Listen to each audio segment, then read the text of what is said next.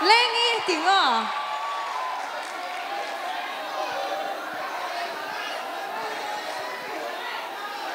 緊流崩橫袋thôi mà em.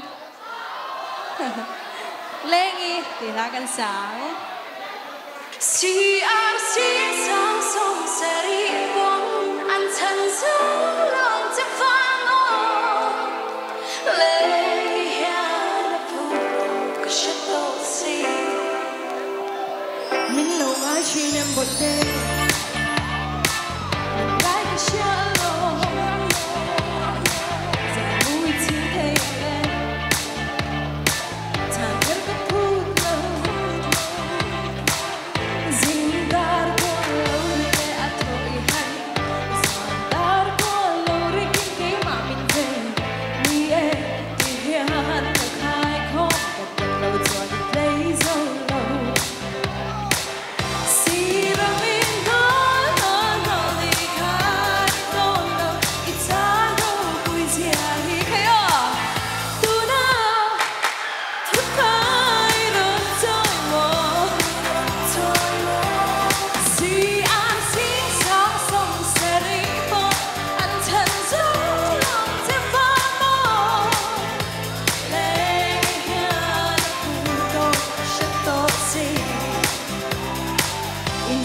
Sotto lo nghe